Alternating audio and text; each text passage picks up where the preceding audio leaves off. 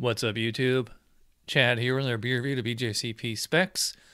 Moving on to category 16, dark British beer. Although British is kind of a general term. And we'll start straight with style 16A, obviously. Sweet stout. Overall impression, a very dark, sweet, full-bodied, slightly roasty ale that can suggest coffee and cream or sweetened espresso. And they're better known as milk stouts. Obviously, you know what the beer is from the title, but just to show you the label, the Duck Rabbit Milk Stout. This is probably one of the most famous American milk stouts and one of the best selling too. If you live on the East Coast, you should be able to get this. So let's keep continuing with the comments, history, all that stuff. I mean, I think a lot of you guys probably all know this. We'll skip the comments, but history and English style stout developed in the early 1900s, historically known as milk or cream stouts.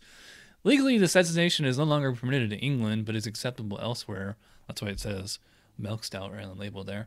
The milk name is derived from use of lactose or milk sugar as a sweetener, originally marketed as a tonic for invalids and nursing mothers. Characteristic ingredients: the sweetness in most sweet stouts comes from a lower bitterness level than most other stouts and a high percentage of unfermentable dextrins. If you don't know what that means, How to Brew by John Palmer, right there. Get it, know it, love it. You need to know it if you want to be a BJCP. Lactose and unfermented sugar is frequently added to provide additional residual sweetness. Blah, blah, blah. Much sweeter and less bitter than other stouts except the stronger tropical stout. And the vitals is, you know, pretty standard for a stout. I'm surprised that they don't have this listed as one of the commercial examples. So let's just dive right in here. Got my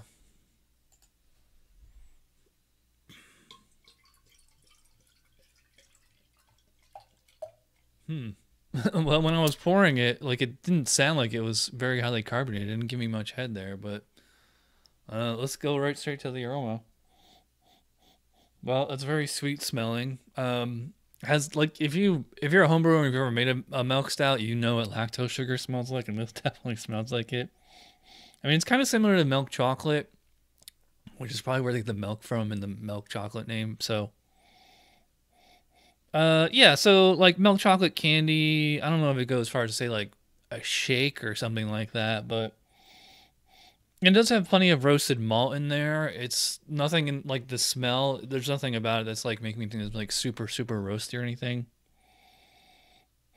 Yeah, so like milk chocolate, I mean, obviously lactose sugar, just dark roasted malt. There might be some kind of dank, you know, piney kind of hops in there, you know, pine or floral, something like that. Pretty good smelling beer. Let's check the specs.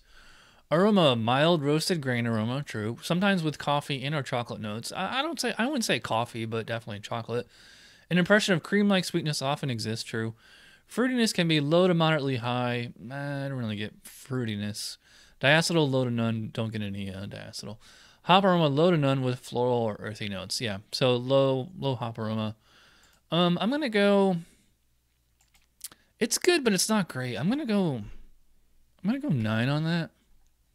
Maybe it'll smell better as it warms up. Appearance, well, obviously, it's a stout black beer. That might actually be very, very, very dark brown if you really want to split hairs about it. And I can see a little bit of brown on the bottom here. So, obviously, I don't know. I'd say high 30s to 44 SRM. Only about a finger width of head when I poured it. You know, it's kind of a tan thing. Let's see if I can regenerate it here. Nah. Alright, specs on appearance. Appearance: very dark brown to black in color. Can be opaque. If not, it should be clear. Creamy tan to brown head. It doesn't say anything about the lacings, but usually these things lace pretty well. I'll go the full 3 out of 3 on appearance. It's a little disappointing the head's not bigger, but what are you going to do? Alright, so let's dive in on the taste here. Cheers. I had to say I was a little kind of anxious on this one because from the pour, but once I started tasting it, I was like, okay, this is still a good beer. I've had this before, but it's been a while. Yeah, just big. Well, maybe not big, but a lot of chocolate flavor here, especially on the back end and the aftertaste. You know, up front, I'm like getting just like a lot of roasted grain, but they must be using like de-bittered black malt, not like black patent malt, because it's not like burnt toast or anything like that. Nothing burnt about it. Nothing like black coffee about it either. It's just kind of dark malt, sweet from the maltiness, but not like cloyingly sweet. You can taste the lactose sugar kind of underneath it, but then once you hit that apex and it starts going down, then all the sweetness like really comes in, and you get like this milk chocolate candy taste. It's really nice. Yeah, so up front it's sweet for a stout, just that it's not very highly attenuated. So it's obviously not dry or anything like that. The lactose sugar is there, but it's not like sugary. Like lactose sugar is a lot different than your table sugar, so it's not the same kind of sweetness or taste, but it's there. Like I said, it's you really get the sweetness on the back end. Maybe like a little bit of like a fruity thing in there. It's, you know, quite subtle. I would not say there's coffee in here. In fact, the actual roasted malt is pretty low. You get mostly like right on the apex there, just like a little bit of a roasty bitterness. The actual hop bitterness is quite low too. And like same thing with the aroma, just really, really low. Maybe piney or floral hop flavor. Pretty good beer. I like the sweetness on there. All right, let's check the specs for 16A. Flavor: dark roasted grain / malt impression with coffee and or chocolate flavors dominate the palate. Again, I'd say chocolate, not coffee. Hop bitterness is moderate. I would say it's low here. Medium to high sweetness provides a counterpoint to the roasted character and hop bitterness. True. And lasts into the finish. True. Low to moderate fruity esters. Yeah, I'd say low, very low. Diacetyl low to none. Didn't get any. The balance between dark grains / malts and sweetness can vary from quite sweet to moderately dry and somewhat roasty.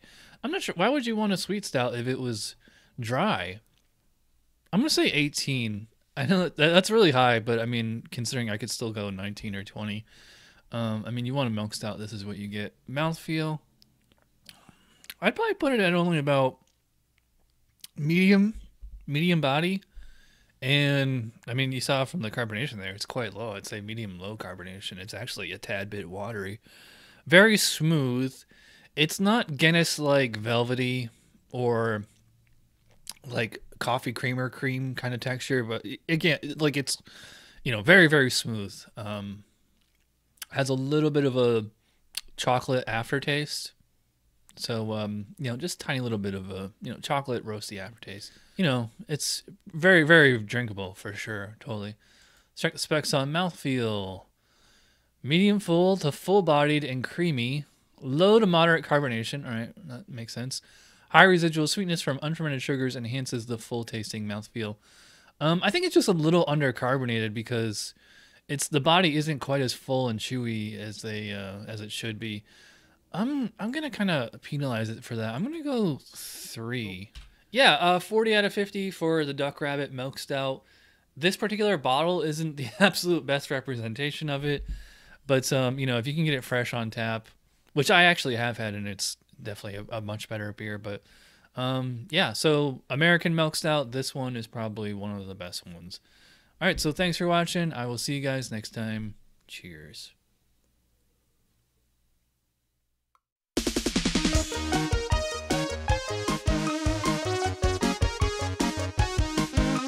Somebody brewed it, Chad just reviewed it. Thanks for watching Chad's Beer Review. Trust me, the next episode will be a lot better.